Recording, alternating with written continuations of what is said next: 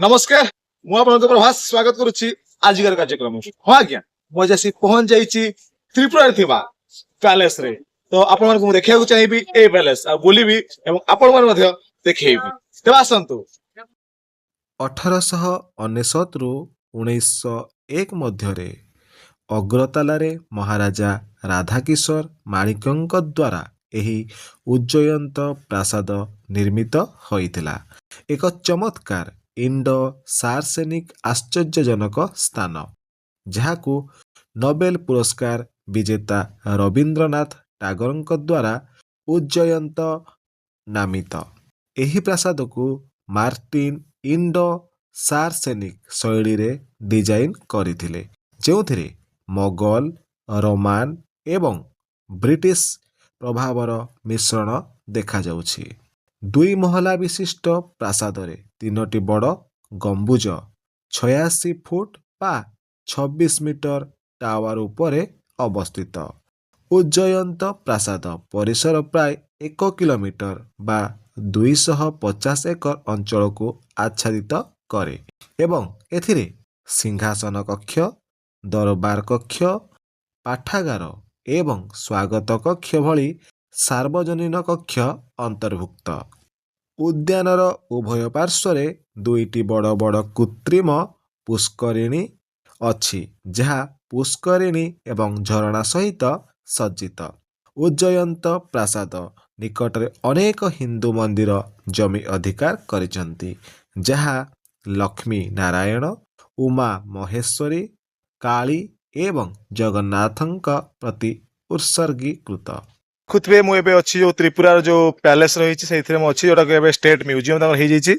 ତ ଆପଣ ଦେଖୁଥିଲେ, ତ ସେ ଭିତରକୁ କ୍ୟାମେରା ଆଲାଉ ନାହିଁ, ତେଣୁ ମୁଁ ବାହାରୁ ଆପଣଙ୍କୁ ଦେଖଉଛି ଯୋଉ ପ୍ୟାଲେସଟି। ଏବେ ମଧ୍ୟ ସନ୍ଧ୍ୟା ହେଇଗଲାଣି, ତ ସନ୍ଧ୍ୟାର ଦୃଶ୍ୟ ମଧ୍ୟ ଆପଣମାନଙ୍କୁ ମୁଁ ଦେଖେଇବି। ନିଶ୍ଚିତ ଭାବରେ ଆପଣମାନେ କେବେ ଆସନ୍ତୁ ଏବଂ ଭିତର ଦୃଶ୍ୟକୁ ଦେଖି ଯାଆନ୍ତୁ। ନିଶ୍ଚିତ ଭାବରେ ଭଲ ଲାଗିବ, କାରଣ ଏଠି ତ୍ରିପୁରାର ବହୁତ ପୁରୁଣା ଜିନିଷ ରହିଛି। ଯେମିତି ଆମର ଷ୍ଟେଟ ମ୍ୟୁଜିୟମ ଓଡ଼ିଶାରେ ମଧ୍ୟ ଯେମିତି ରହିଛି, ଏଠି ସେମିତି ବହୁତ କିଛି ପ୍ରାଚୀନ ପୋଷାକ, ଯେମିତିକି ଆମର ବୌଦ୍ଧଙ୍କ ମୂର୍ତ୍ତି ଏବଂ ପ୍ରାଚୀନ ମୁଦ୍ରା ଏବଂ ଯୋଉ ଆର୍ମି ର ଅସ୍ତ୍ରଶସ୍ତ୍ର, ରାଜାଙ୍କର ଅସ୍ତ୍ରଶସ୍ତ୍ର, ଏମିତି ବିଭିନ୍ନ ପ୍ରକାର ପୋଷାକ, ବାଉଁଶର କୁଲା, ଟସର, ଏମିତି ବହୁତ ଜିନିଷ ରହିଛି। ପଥରର ଗଣେଶ, ଏମିତି ବହୁତ କିଛି ରହିଛି ଯୋଉଟା ଆପଣ ଦେଖିବାକୁ ପାଇବେ। ତ ନିଶ୍ଚିତ ଭାବରେ ଆପଣମାନେ ଆସନ୍ତୁ ଆଉ ଦେଖି ଯାଆନ୍ତୁ ଏଇ ଷ୍ଟେଟ ମ୍ୟୁଜିୟମକୁ। ଉଜ୍ଜୟନ୍ତ ପ୍ୟାଲେସ ହେଉଛି ଭାରତୀୟ ତ୍ରିପୁରା ରାଜ୍ୟର ରାଜ୍ୟ ସଂଗ୍ରହାଳୟ ଏବଂ ତ୍ରିପୁରା ଗଡ଼ଜାତ ରାଜ୍ୟର ପୂର୍ବତନ ରାଜପ୍ରାସାଦ। ଏଥିରେ 1973ରୁ 2011 ମଧ୍ୟରେ ରାଜ୍ୟ ବିଧାନସଭା ଅବସ୍ଥିତ ଥିଲା ଏବଂ ଏହି ବିଧାନସଭା ଅଗ୍ରତାଲାର 6 କିମି ବା 3.7 ମାଇଲ ଉପରେ ଏକ ନୂତନ ସ୍ଥାନକୁ ସ୍ଥାନାନ୍ତରିତ ହୋଇଥିଲା। ଅକ୍ଟୋବର 1949 ମସିହାରେ ତ୍ରିପୁରାର ଭାରତ ଡୋମିନିଅନ ସହିତ ମିଶ୍ରଣ ହେବା ପର୍ଯ୍ୟନ୍ତ ଏହା ମାଣିକ୍ୟଙ୍କ ପ୍ରମୁଖ ବସସ୍ଥାନ ଥିଲା। ପ୍ରାସାଦଟି 1972ରୁ 73 ମସିହାରେ ତ୍ରିପୁରା ସରକାର ରାଜପରିବାର ଠାରୁ 2.5 ନିୟୁତ ଟଙ୍କାରେ କିଣାଯାଇଥିଲା। ଏହି ପ୍ୟାଲେସ ମୁଖ୍ୟତଃ ଉତ୍ତର ପୂର୍ବ ଭାରତରେ ବାସ କରୁଥିବା ସମ୍ପ୍ରଦାୟଗୁଡ଼ିକର ଜୀବନଶୈଳୀ, କଳା, ସଂସ୍କୃତି, ପରମ୍ପରା ଏବଂ ହସ୍ତଶିଳ୍ପ ପ୍ରଦର୍ଶନ କରେ।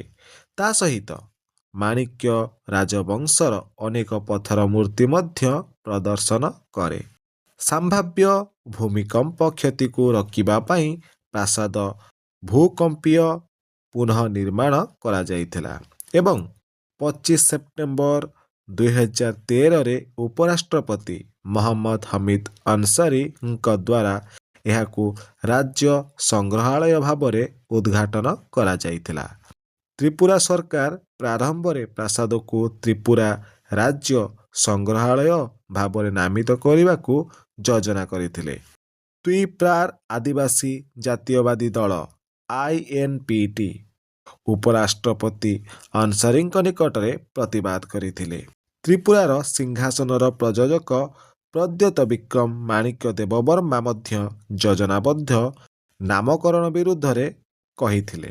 ଜବାବରେ ତ୍ରିପୁରା ସରକାର ମୂଳ ନାମ ରଖିବାକୁ ଏବଂ ସଂଗ୍ରହାଳୟ ପରିସରରେ ମହାରାଜା ରାଧା କିଶୋର ମାଣିକ୍ୟଙ୍କ ପ୍ରତିମୂର୍ତ୍ତି ନିର୍ମାଣ କରିବାକୁ ନିଷ୍ପତ୍ତି ନେଇଥିଲେ।